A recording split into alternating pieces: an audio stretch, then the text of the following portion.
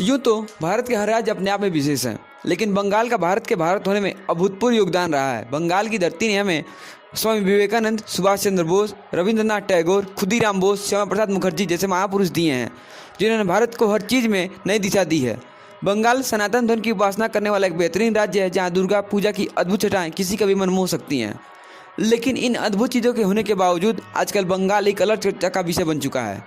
तो हम भी आज उसी मुद्दे पर चर्चा करेंगे। नमस्कार, बहुत बहुत स्वागत है आप सभी का। अप्रैल के महीने में भयावह कोरोना के दूसरे लहर के बीच बंगाल में विधानसभा के चुनाव संपन्न हुए, जिसके रिजल्ट सभी को पता ही होंगे। ममता बनर्जी लगातार तीसरी बार बंगाल के मुख्यमंत्री के पद की शपथ ले चुकी हैं, लेकिन इन चुनाव ने बंगाल की संस्कृति का जो बेड़ा गर्क किया है वो गजब है। चुनाव के समय ममता जी कहती थी कि बंगाल की संस्कृति भाईचारे वाली, अमन चैन को पसंद करने वाली है, लेकिन चुनाव बाद जो टीएमसी का जश्न दिखा, क्या वही बंगाल की संस्कृति है जहां दूसरी विचारधारा के लोगों को मारा जाता है? क्या बंगाल की संस्कृति तानाशाही और हिंसा वाली संस्कृति है, या फिर टीएमसी बंगाल की है ही नहीं? 2 मई को परिणाम आने के बाद भाजपा करीब 6 और पूरे 11 लोगों की हत्या कर दी गई है। करीब 4000 लोगों को लूटा जा चुका है। हजारों भाजपा कार्यकर्ता बगल के राज्य असम में पलायन को मजबूर हो गए। लेकिन विडंबना तो यह कि देश में डर का माहौल बताने वाले पत्रकार कराची वुड के स्टार्स ने बंगाल में हो रही हिंसा पर न अपना मुंह खोला। कई पत्रकार तो इस हिंसा पर बोलने के बजाय इसको जस्टिफाई भी कर रहे हैं। सवाल उन डबल स्टैंडर्ड वाले लोगों से है जो किसी राज्य में भाजपा की सरकार बना लेने को लोकतंत्र की हत्या बताते हैं। उनको बंगाल में हो रही हिंसा लोकतंत्र की हत्या नहीं नजर आ रही है। लेकिन किसी एक की गलती बताकर निकल लेना भी ठीक नहीं है। सवाल भाजपा से है, जिनके 303 सांसद हैं, जिनके पास भारत के करीब 17 राज्यों की सत्ता है।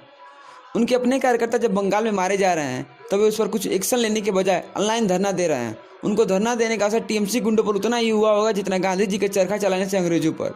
खैर, बंगाल में चुनाव में प्रधानमंत्री के बजाय प्रचार मंत्री का रोल निभाने वाले हम सबके अपने नरेंद्र मोदी जी पर उनके ही समर्थकों ने सवाल उठाए तो कपिल मिश्रा जी जैसे लोग ये नैरेटिव लेकर आ गए कि मोदी जी उनसे अकेले लड़ रहे हैं, तो उनको गाली देने के बजाय उनका साथ दो। अरे सर, लोग अब तक यही करते आए हैं, लेकिन जब मोदी जी देश को ऑक्सीजन देने के बजाय बंगाल में चुनाव का ऑक्सीजन ले रहे थे तो लोग हताश होकर सवाल करेंगे ही। आप लोग चुपचाप अपना काम करते रहिए, जनता है, सब कुछ जानती है। खैर, जब से भारत में नए राष्ट्रवाद का उदय हुआ है, उसके साथ एक अंध जातिवाद भी आया है। 2 मई के बाद कुछ अलग दुनिया में रहने वाले ब्राह्मणों ने ममता जी को ब्राह्मण श्रेणी की उपाधि भी दे दी। मेरा उनसे सवाल है, जिस ममता ने बंगाल में बहुप्रतीक्षित दुर्गा पूजा सिर्फ मुहर्रम के लिए रुकवा दिया, जिसने गरीब पुरोहितों को भत्ता देने के बजाय सिर्फ मौलवियों को भत्ता दिया, जिसने आतंकी रोहिंग्याओं को और बांग्लादेशी मुस्लिमों को असंवैधानिक रूप से सिर्फ अपने वोट बैंक के लिए पाला, क्या वो ब्राह्मण भी हो सकती हैं? और आप उसको ब्राह्मण शेरनी भी कह सकते हो? ये सब संज्ञाएं देने के पहले कुछ तो सोच लेते, या फिर तुम्हारा जातिवाद सबसे ऊपर है। और यदि तुम चंडी पाठ और गोत्र बताने पर पिघल गए हो तो तुम ही हो जिसको कोई भी अपनी तरफ खींच सकता है। तुम ओवैसी के भी समर्थक बन सकते हो। अंत में यही कहना चाहूँगा, हिंदुओं एकजुट रहो, खासकर उन दलित वर्ग के हिंदुओं को जो शांतिप्रिय समुदाय को अपना भाई मानने लगे हैं। समझ जाओ, बंगाल में तुम्ही लोगों को मारा जा रहा है। क्या किसी भीम आर्मी के नेता ने तुम्हारे लिए आवाज़ उठाई? उनके लिए तुम सिर्फ एक वस्तु हो, लेकिन हमारे लिए 100 करोड़ हिंदू, इसलिए संगठित रहो। यदि आपको यह वीडियो पसंद आई हो तो इस वीडियो को लाइक करें, शेयर करें और कमेंट करें, और चैनल को सब्सक्राइब भी कर लीजिएगा। धन्यवाद। जय हिंद, जय श्री राम। हिंदू भाइयों, शेर बनो, जवाब दो। ना शेर बन सको तो शेयर करो, दबा के शेयर करो।